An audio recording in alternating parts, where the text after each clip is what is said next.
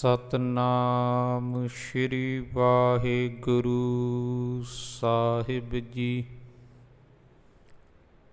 ਕਿਰਪਾ ਕਰੋ ਦੀਨ ਕੇ ਦਾਤੇ, ਮੇਰਾ ਗੁਣ ਅਵਗੁਣ ਨਾ ਵਿਚਾਰੋ ਕੋਈ। ਮਾਟੀ ਕਾ ਕਿਆ ਧੋਪੈ ਸੁਆਮੀ, ਮਾਨਸ ਕੀ ਗਤ ਏਹੀ। ਪਰਮ ਸਤਿਕਾਰਯੋਗ ਸਤਿਗੁਰੂ ਸ਼੍ਰੀ ਗੁਰੂ ਗ੍ਰੰਥ ਸਾਹਿਬ ਜੀ, ਤਿਨਾਂ ਦੀ ਹਜ਼ੂਰੀ ਦੇ ਅੰਦਰ ਸੁਭਾਏਮਾਨ ਸਤਸੰਗੀ ਜਨੋ, ਵਡਭਾਗੇ ਹਾਂ। ਸਤਿਗੁਰੂ ਜੀ ਦੀ ਮੁਬਾਰਕ ਗੋਦ ਅੰਦਰ ਬੈਠ ਕੇ ਇਤਿਹਾਸ ਦੀ ਵਿਚਾਰ ਕਰਨ ਦਾ ਸੁਭਾਗ ਸਮਾਂ ਪ੍ਰਾਪਤ ਹੋਇਆ ਹੈ। ਵਿਚਾਰ ਆਰੰਭ ਕਰਨ ਤੋਂ ਪਹਿਲਾਂ ਗੁਰੂ ਫਤਿਹ ਪ੍ਰਵਾਨ ਕਰੋ ਜੀ। ਵਾਹਿਗੁਰੂ ਜੀ ਕਾ ਖਾਲਸਾ, ਵਾਹਿਗੁਰੂ ਜੀ ਕੀ ਫਤਿਹ। ਹਰ ਇੱਕ ਕੌਮ ਦਾ ਇਤਿਹਾਸ ਕੌਮ ਦੀ ਜਿੰਦ ਜਾਨ ਹੀ ਨਹੀਂ ਹੋਇਆ ਕਰਦਾ, ਸਗੋਂ ਪਿਛਲੇਰੇ ਸਮੇਂ ਦੇ ਵਿੱਚ ਕੀਤੀਆਂ ਗਈਆਂ ਗਲਤੀਆਂ ਅਤੇ ਆਉਣ ਵਾਲੇ ਸਮੇਂ ਦੇ ਵਿੱਚ ਕਿਸ ਤਰ੍ਹਾਂ ਦੇ ਕਾਰਜ ਕਰਨੇ ਹਨ, ਇਸ ਗੱਲ ਦੀ ਅਗਵਾਈ ਕਰਦਾ ਹੈ। ਸਾਡੀ ਕੌਮ ਦਾ ਇਹ ਦੁਖਾਂਤ ਰਿਹਾ ਹੈ, ਜਿਨ੍ਹਾਂ ਸੂਰਮਿਆਂ ਨੇ, ਯੋਧਿਆਂ ਨੇ ਇਤਿਹਾਸ ਦੇ ਵਿੱਚ ਬਹੁਤ ਵੱਡੇ ਵੱਡੇ ਕਾਰਨਾਮੇ ਕੀਤੇ ਹਨ। ਸਾਡੀ ਕਲਮ ਨੇ ਉਹਨਾਂ ਸੂਰਮਿਆਂ ਦੇ ਨਾਲ ਕੋਈ ਬਹੁਤਾ ਇਨਸਾਫ ਨਹੀਂ ਕੀਤਾ। ਪਿਛਲੇਰੇ ਸਮੇਂ ਦੇ ਵਿੱਚ ਜੋ ਕੁਝ ਹੋਇਆ ਸੋ ਮੁਬਾਰਕ ਹੈ। ਆਉਣ ਵਾਲੇ ਸਮੇਂ ਦੇ ਵਿੱਚ ਸਾਨੂੰ ਚਾਹੀਦਾ ਹੈ ਕਿ ਅਸੀਂ ਉਹਨਾਂ ਸੂਰਮਿਆਂ ਦੇ ਇਤਿਹਾਸ ਨੂੰ, ਜੀਵਨ ਨੂੰ ਵਿਚਾਰ ਕੇ ਗੁਰਮਤਿ ਦੇ ਧਾਰਨੀ ਹੋਈਏ। ਸਿੱਖ ਇਤਿਹਾਸ ਦੇ ਵਿੱਚ ਇੱਕ ਬਹੁਤ ਹੀ ਅਮੋਲਕ ਨਗੀਨਾ ਯੋਧਾ ਸੂਰਮਾ ਹੋਇਆ ਹੈ, ਸ਼ਹੀਦ ਬਾਬਾ ਬੰਦਾ ਸਿੰਘ ਬਹਾਦਰ। ਬਾਬਾ ਬੰਦਾ ਸਿੰਘ ਬਹਾਦਰ ਜੀ ਦਾ ਜਨਮ ਪੁੰਛ ਇਲਾਕੇ ਦੇ ਵਿੱਚ ਰਾਜੌਰੀ ਵਿਖੇ ਹੋਇਆ 1670 ਈਸਵੀ ਦੇ ਵਿੱਚ। ਇਹਨਾਂ ਦੇ ਪਿਤਾ ਦਾ ਨਾਮ ਰਾਮਦੇਵ ਹੈ। ਇਤਿਹਾਸ ਦੇ ਵਿੱਚ ਇਹ ਕਿਤੇ ਵੀ ਪੜ੍ਹਨ ਨੂੰ ਨਹੀਂ ਮਿਲਦਾ ਕਿ ਇਹਨਾਂ ਦੀ ਮਾਤਾ ਜੀ ਦਾ ਕੀ ਨਾਮ ਸੀ। ਸੋ ਖੈਰ, ਜਿਵੇਂ ਹਰੇਕ ਹੀ ਮਾਤਾ ਪਿਤਾ ਦੀ ਇਹ ਭਾਵਨਾ ਹੁੰਦੀ ਹੈ ਕਿ ਉਹਨਾਂ ਦਾ ਬੱਚਾ ਹਰ ਤਰ੍ਹਾਂ ਦੀ ਵਿੱਦਿਆ ਦੇ ਵਿੱਚ ਨਿਪੁੰਨ ਹੋਵੇ, ਹਰ ਇੱਕ ਮਾਤਾ ਪਿਤਾ ਆਪਣੇ ਬੱਚੇ ਨੂੰ ਬੜੇ ਹੀ ਚਾਅ ਲਾਡ ਦੇ ਨਾਲ ਪਾਲਦਾ ਹੈ। ਇਸੇ ਤਰ੍ਹਾਂ ਹੀ ਇਸ ਬੱਚੇ ਨੂੰ ਵੀ ਬਹੁਤ ਹੀ ਪਿਆਰ ਲਾਡ ਭਾਵਨਾ ਦੇ ਨਾਲ ਪਾਲਿਆ ਗਿਆ। ਰਾਜਪੂਤ ਘਰਾਣਾ ਹੋਣ ਕਰਕੇ ਮਾਤਾ ਪਿਤਾ ਦੀ ਇਹ ਇੱਛਾ ਹੈ ਕਿ ਜੋ ਸਾਡਾ ਬੱਚਾ ਹੈ ਲਛਮਣ ਦਾਸ, ਇਹ ਵੀ ਹਥਿਆਰ ਚਲਾਉਣ ਦੇ ਵਿੱਚ ਨਿਪੁੰਨ ਹੋਵੇ, ਇੱਕ ਵਧੀਆ ਯੋਧਾ ਹੋਵੇ, ਇੱਕ ਵਧੀਆ ਸੂਰਮਾ ਹੋਵੇ। ਇਸੇ ਹੀ ਖਿਆਲ ਨੂੰ ਮੁੱਖ ਰੱਖਦਿਆਂ ਹੋਇਆਂ ਮਾਤਾ ਪਿਤਾ ਨੇ ਬੱਚੇ ਲਛਮਣ ਦਾਸ ਨੂੰ ਹਥਿਆਰ ਚਲਾਉਣ ਦੀ ਸਿੱਖਿਆ ਦਿੱਤੀ। ਦਿਨ ਹੈ ਜਿਹੜੇ ਬਚਪਨ ਦੇ ਇਸੇ ਤਰ੍ਹਾਂ ਗੁਜ਼ਰਦੇ ਜਾ ਰਹੇ ਹਨ। ਲਛਮਣ ਦਾਸ ਆਪਣੇ ਨਾਲ ਦੇ ਸਾਥੀਆਂ ਦੇ ਨਾਲ ਜੰਗਲ ਦੇ ਵਿੱਚ ਜਾਂਦਾ ਹੈ ਅਤੇ ਸ਼ਿਕਾਰ ਖੇਡਦਾ ਹੈ। ਇਸੇ ਹੀ ਤਰ੍ਹਾਂ ਦਿਨ ਬਤੀਤ ਹੁੰਦੇ ਗਏ। ਤਕਰੀਬਨ ਜਿਸ ਸਮੇਂ 14 ਸਾਲ ਦੀ ਉਮਰ ਹੈ ਲਛਮਣ ਦਾਸ ਦੀ, ਉਦੋਂ ਇੱਕ ਘਟਨਾ ਘਟਦੀ ਹੈ ਜਿਸ ਘਟਨਾ ਨੇ ਇਸ ਬੱਚੇ ਦੇ ਜੀਵਨ ਦੇ ਵਿੱਚ ਇੱਕ ਨਵਾਂ ਮੋੜ ਲੈ ਕੇ ਆਂਦਾ, ਜਿਸ ਘਟਨਾ ਨੇ ਇਸ ਬੱਚੇ ਦੀ ਜ਼ਿੰਦਗੀ ਨੂੰ ਬਦਲ ਦਿੱਤਾ। 14 ਸਾਲ ਦੀ ਉਮਰ ਦੇ ਵਿੱਚ 1684 ਈਸਵੀ ਨੂੰ ਇਹ ਰੋਜ਼ ਦੀ ਤਰ੍ਹਾਂ ਅੱਜ ਵੀ ਇਸ ਨੇ ਆਪਣਾ ਕਮਾਣ ਚੁੱਕਿਆ, ਭੱਥੇ ਦੇ ਵਿੱਚ ਤੀਰ ਪਾਏ ਹਨ, ਘੋੜੇ 'ਤੇ ਸਵਾਰ ਹੋਇਆ ਅਤੇ ਆਪਣੇ ਨਾਲ ਦੇ ਸਾਥੀਆਂ ਦੇ ਨਾਲ ਜੰਗਲ ਦੇ ਵਿੱਚ ਚਲਿਆ ਗਿਆ ਸ਼ਿਕਾਰ ਖੇਡਣ ਦੇ ਲਈ। ਸ਼ਿਕਾਰ ਖੇਡਦਿਆਂ ਦੌਰਾਨ ਇੱਕ ਹਿਰਨ ਦੇ ਉੱਪਰ ਇਸ ਨੇ ਆਪਣੀ ਕਮਾਣ ਦੇ ਨਾਲ ਤੀਰ ਚਲਾਇਆ ਤੇ ਉਹ ਤੀਰ ਜਾ ਕੇ ਉਸ ਮਿਰਗ ਨੂੰ, ਹਿਰਨ ਨੂੰ ਲੱਗਿਆ।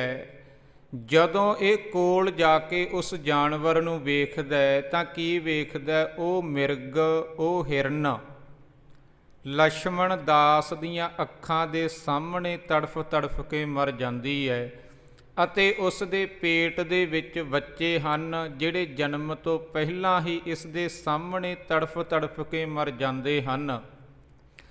ਇਸ ਤਰ੍ਹਾਂ ਦੇ ਹਾਲਾਤ ਵੇਖ ਕੇ ਲਛਮਣ ਦਾਸ ਹੈ ਉਹ ਉਦਾਸੀ ਦੇ ਆਲਮ ਦੇ ਵਿੱਚ ਚਲਿਆ ਜਾਂਦਾ ਹੈ, ਉਸ ਨੂੰ ਬਹੁਤ ਪਛਤਾਵਾ ਹੁੰਦਾ ਹੈ, ਬੈਰਾਗਮਈ ਅਵਸਥਾ ਦੇ ਵਿੱਚ ਚਲਿਆ ਜਾਂਦਾ ਹੈ, ਆਪਣਾ ਤੀਰ ਕਮਾਨ ਹੇਠਾਂ ਰੱਖ ਦਿੰਦਾ ਹੈਗਾ ਤੇ ਬਹੁਤ ਜ਼ਿਆਦਾ ਉਦਾਸ ਹੋ ਜਾਂਦਾ ਹੈ।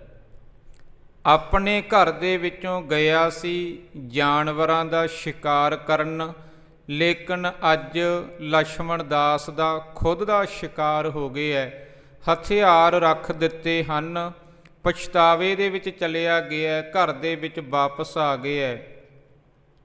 ਮਾਤਾ ਪਿਤਾ ਸਮਝਾਉਂਦੇ ਐ, ਆਲੇ ਦੁਆਲੇ ਦੇ ਲੋਕ ਸਮਝਾਉਂਦੇ ਐ, ਇਹ ਕੋਈ ਬਹੁਤ ਵੱਡੀ ਘਟਨਾ ਨਹੀਂ ਹੈ। ਜਦੋਂ ਅਸੀਂ ਸ਼ਿਕਾਰ ਕਰਨ ਜਾਂਦੇ ਹਾਂ ਤੇ ਜਾਨਵਰ ਦੀ ਮੌਤ ਹੋਣੀ ਹੀ ਹੋਣੀ ਹੈ, ਤੈਨੂੰ ਇਸ ਤਰ੍ਹਾਂ ਪਛਤਾਵਾ ਨਹੀਂ ਕਰਨਾ ਚਾਹੀਦਾ, ਵੈਰਾਗ ਦੇ ਵਿੱਚ ਨਹੀਂ ਜਾਣਾ ਚਾਹੀਦਾ, ਉਦਾਸ ਨਹੀਂ ਹੋਣਾ ਚਾਹੀਦਾ।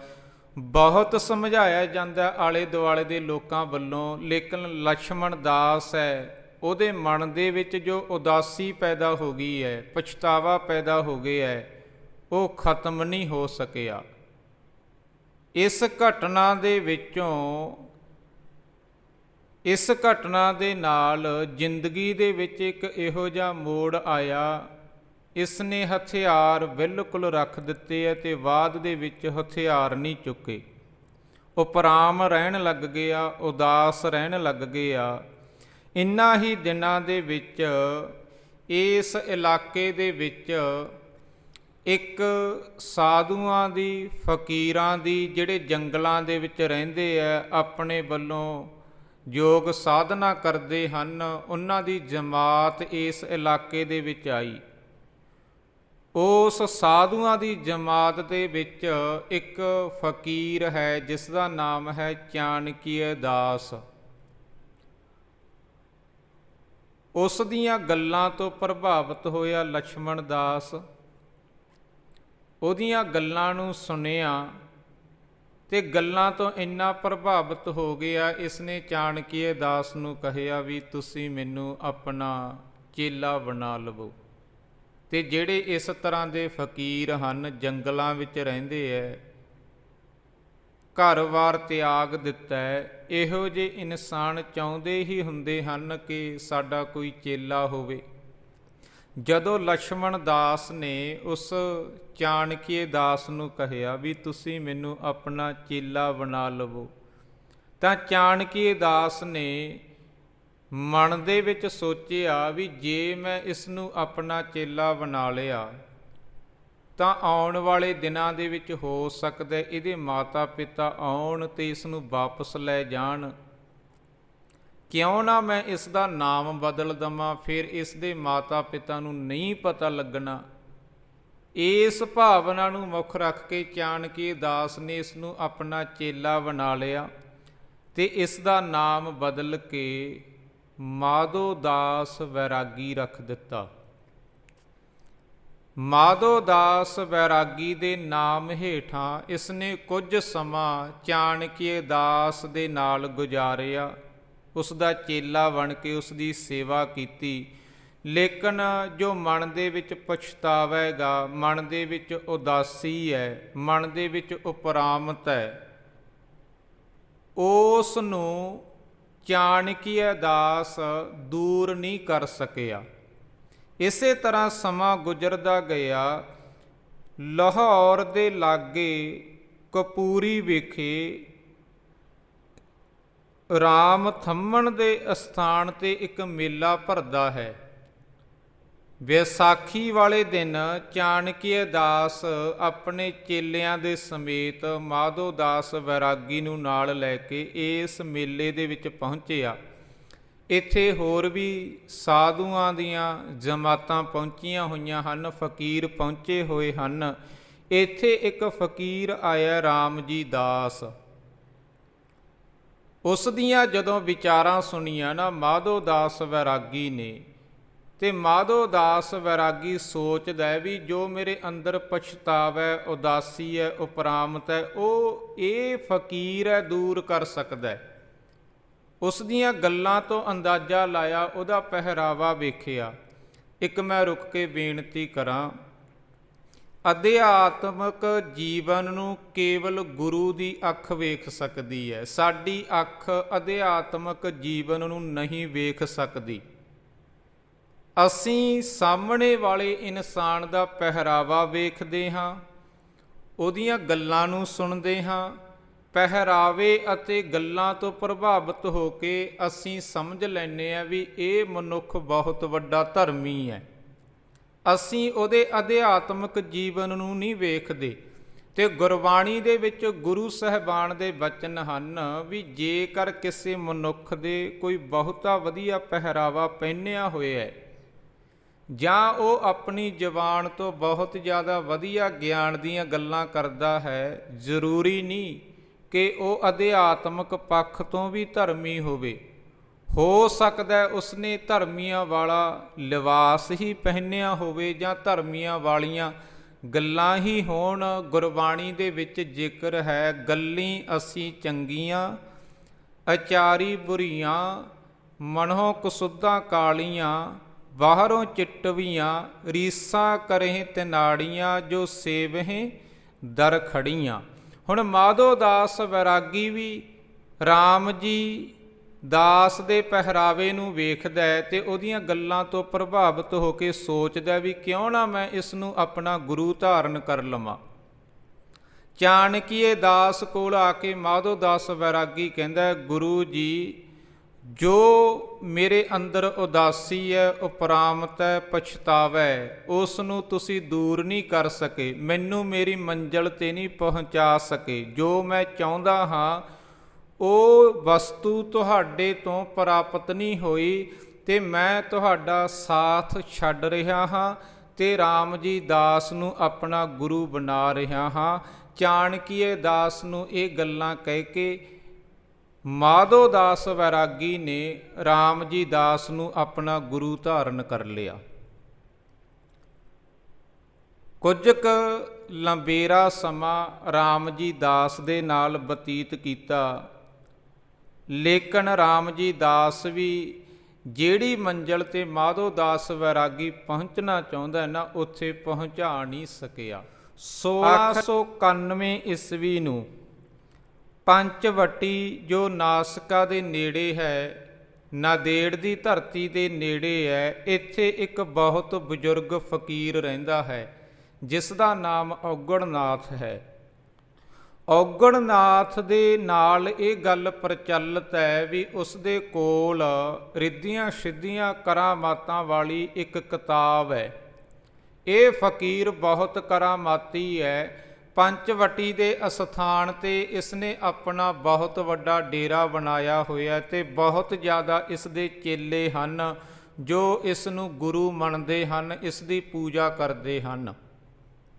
ਮਾਧੋ ਦਾਸ ਵੈਰਾਗੀ ਨੇ 1691 ਈਸਵੀ ਦੇ ਵਿੱਚ ਪੰਚਵਟੀ ਦੇ ਅਸਥਾਨ 'ਤੇ ਜਾ ਕੇ ਔਗਣਨਾਥ ਨੂੰ ਆਪਣਾ ਗੁਰੂ ਧਾਰਨ ਕਰ ਲਿਆ।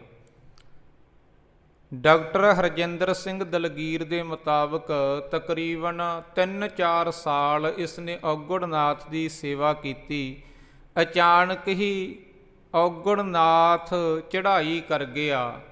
ਚੜ੍ਹਾਈ ਕਰਨ ਤੋਂ ਬਾਅਦ ਜੋ ਕਿਤਾਬ ਸੀ ਔਗੜਨਾਥ ਦੇ ਕੋਲ, ਉਹ ਮਾਧੋ ਦਾਸ ਵੈਰਾਗੀ ਦੇ ਕੋਲ ਆ ਗਈ, ਇਸ ਨੂੰ ਪ੍ਰਾਪਤ ਹੋ ਗਈ।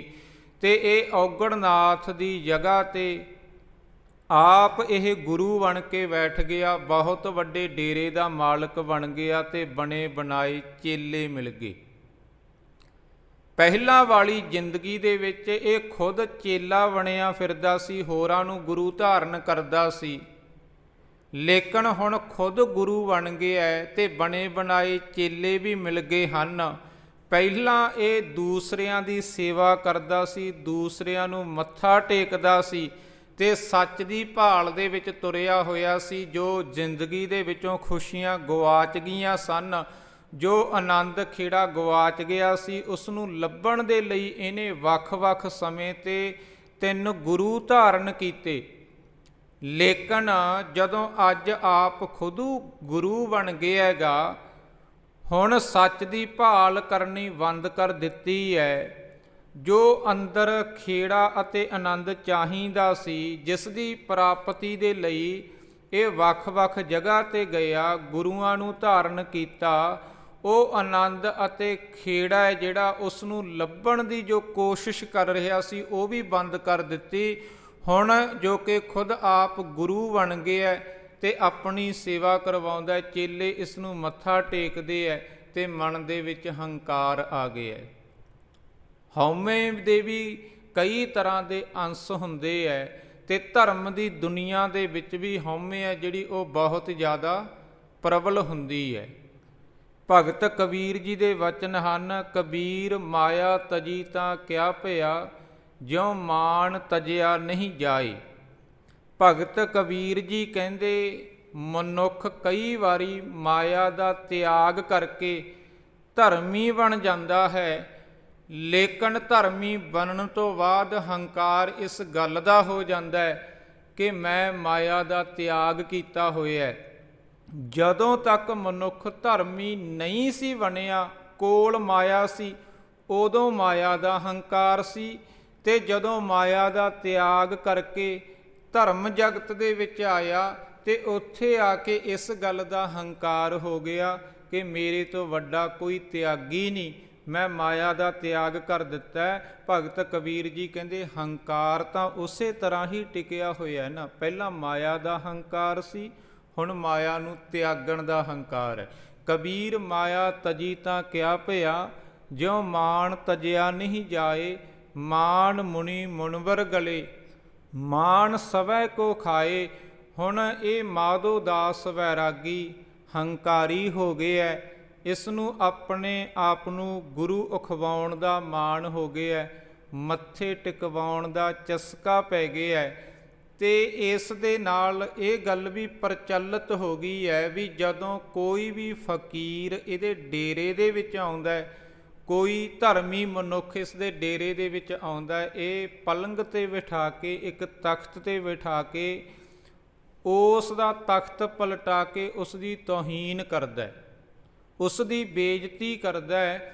ਕੋਈ ਸਮਾਂ ਸੀ ਇਹ ਜਾਨਵਰਾਂ ਦਾ ਸ਼ਿਕਾਰ ਕਰਦਾ ਸੀ ਕਮਾਣ ਦੇ ਨਾਲ, ਪਰ ਜਦੋਂ ਹੁਣ ਡੇਰੇ ਦਾ ਮੁਖੀ ਬਣ ਗਿਆ, ਹੁਣ ਇਹ ਧਰਮੀ ਮਨੁੱਖਾਂ ਦਾ ਸ਼ਿਕਾਰ ਕਰਦਾ ਜ਼ੁਬਾਨ ਦੇ ਨਾਲ। ਕੋਈ ਸਮਾਂ ਸੀ ਜਦੋਂ ਇਹਦੇ ਮਨ ਦੇ ਵਿੱਚ ਦਇਆ ਪੈਦਾ ਹੋ ਗਈ ਸੀ ਇੱਕ ਜਾਨਵਰ ਦੀ ਮੌਤ ਨੂੰ ਵੇਖ ਕੇ, ਲੇਕਿਨ ਅੱਜ ਬਿਲਕੁਲ ਦਇਆ ਨਹੀਂ ਪੈਦਾ ਹੋ ਰਹੀ ਜਦੋਂ ਇਹ ਧਰਮੀ ਮਨੁੱਖਾਂ ਦੀ ਤੋਹੀਨ ਕਰਦਾ। ਇਸ ਤਰ੍ਹਾਂ ਦਾ ਜਿਹੜਾ ਜੀਵਨ ਹੈ ਇਹ ਬਸਰ ਕਰ ਰਿਹਾ ਹੈ।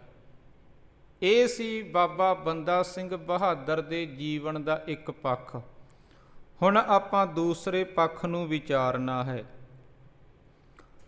ਗੁਰੂ ਗੋਬਿੰਦ ਸਿੰਘ ਸਾਹਿਬ ਜੀ ਜਿਸ ਸਮੇਂ ਗੋਹਾਰਨਪੁਰ ਦੇ ਇਲਾਕੇ ਦੇ ਵਿੱਚ ਪਹੁੰਚੇ ਹਨ, ਰਾਜਸਥਾਨ ਦੇ ਵਿੱਚ, ਇੱਥੇ ਬਹਾਦਰ ਸ਼ਾਹ ਬਾਦਸ਼ਾਹ ਗੁਰੂ ਦੇ ਨਾਲ ਹੈ, ਲੇਕਿਨ ਵਜੀਦ ਖਾਨ ਜੋ ਸਰਹਿੰਦ ਦਾ ਸੂਬੇਦਾਰ ਹੈ, ਇਹ ਕਰਨਾਲ ਦੇ ਨੇੜੇ ਕੁੰਚਪੁਰੇ ਦਾ ਰਹਿਣ ਵਾਲਾ ਹੈ।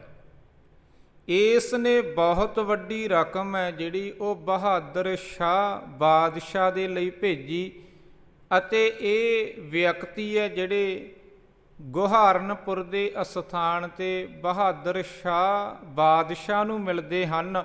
ਜਦੋਂ ਉਸ ਨੂੰ ਬਹੁਤ ਵੱਡੀ ਰਕਮ ਪ੍ਰਾਪਤ ਹੋ ਜਾਂਦੀ ਹੈ ਨਾ ਵਜੀਦ ਖਾਨ ਦੇ ਵੱਲੋਂ, ਤਾਂ ਉਹਦੇ ਤੌਰ ਤਰੀਕੇ ਬਦਲ ਜਾਂਦੇ ਹਨ। ਗੁਰੂ ਗੋਬਿੰਦ ਸਿੰਘ ਜੀ ਉਸ ਦੀ ਭਾਵਨਾ ਨੂੰ ਸਮਝ ਲੈਂਦੇ ਹਨ, ਕਿਉਂਕਿ ਗੁਰੂ ਗੋਬਿੰਦ ਸਿੰਘ ਜੀ ਨੇ ਬਹਾਦਰ ਸ਼ਾਹ ਬਾਦਸ਼ਾਹ ਦੀ ਮਦਦ ਕੀਤੀ ਸੀਗੀ।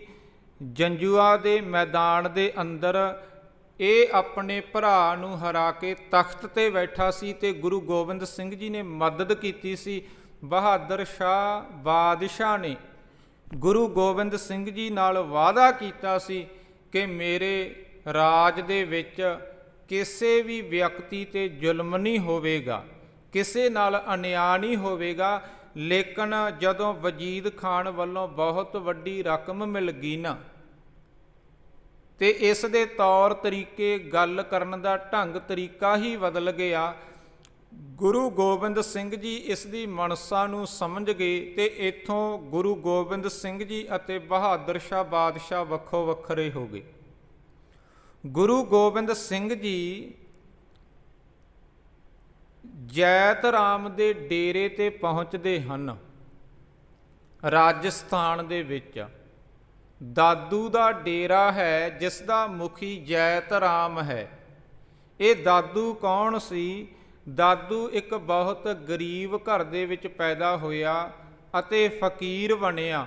1543 ਦੇ ਵਿੱਚ ਇਸ ਦਾ ਜਨਮ ਹੁੰਦਾ ਹੈ। 1606 ਦੇ ਵਿੱਚ ਇਸ ਦੀ ਮੌਤ ਹੋ ਜਾਂਦੀ ਹੈ ਅਤੇ ਦਾਦੂ ਨੂੰ ਮੰਨਣ ਵਾਲੇ ਲੋਕਾਂ ਨੂੰ ਦਾਦੂ ਪੰਥੀ ਕਿਹਾ ਜਾਂਦਾ ਹੈ। ਅਤੇ ਰਾਜਸਥਾਨ ਦੇ ਵਿੱਚ ਬਹੁਤ ਵੱਡਾ ਡੇਰਾ ਹੈਗਾ ਅਤੇ ਉਸ ਦਾ ਮੁਖੀ ਹੈ ਜੈਤ ਰਾਮ। ਗੁਰੂ ਗੋਬਿੰਦ ਸਿੰਘ ਜੀ ਇਸ ਦੇ ਕੋਲ, ਇਸ ਦੇ ਡੇਰੇ 'ਤੇ ਪਹੁੰਚਦੇ ਹਨ। ਜੈਤ ਰਾਮ ਗੁਰੂ ਗੋਬਿੰਦ ਸਿੰਘ ਸਾਹਿਬ ਜੀ ਦੀ ਬਹੁਤ ਜ਼ਿਆਦਾ ਸੇਵਾ ਕਰਦਾ ਹੈ।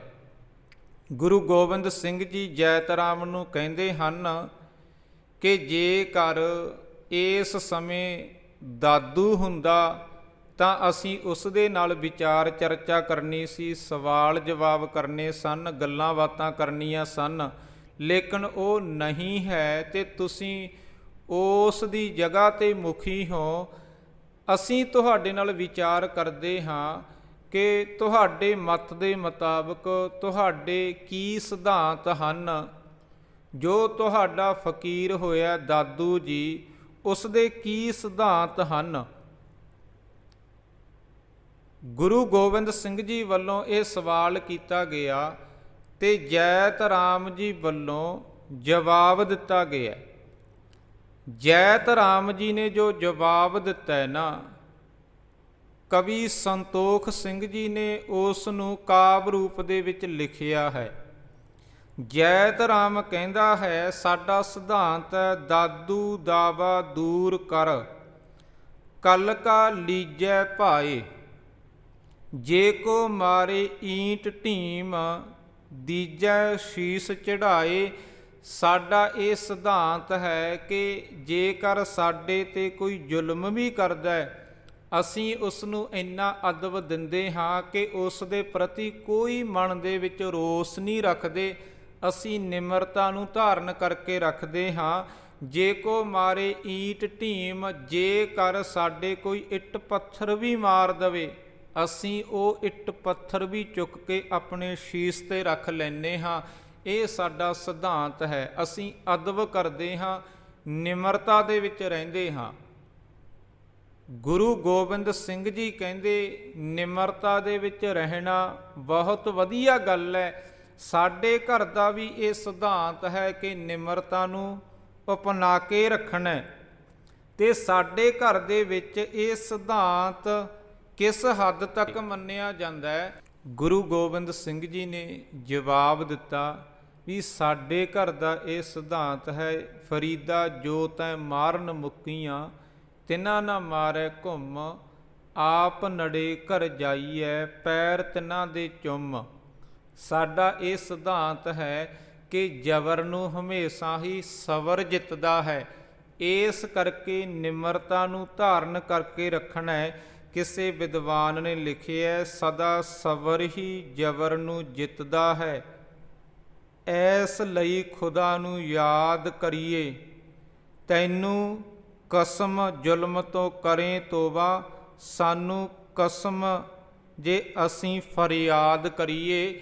ਸਾਡੇ ਘਰ ਦਾ ਇਹ ਸਿਧਾਂਤ ਹੈ ਕਿ ਅਸੀਂ ਜ਼ਾਲਮ ਨੂੰ ਇੱਕ ਵਾਰੀ ਕਹਿ ਦਿੰਦੇ ਹਾਂ ਕਿ ਤੂੰ ਜ਼ੁਲਮ ਤੋਂ ਤੋਬਾ ਨਾ ਕਰੀ, ਅਸੀਂ ਜ਼ੁਲਮ ਸਹਿਣ ਤੋਂ ਤੌਬਾ ਨਹੀਂ ਕਰਾਂਗੇ।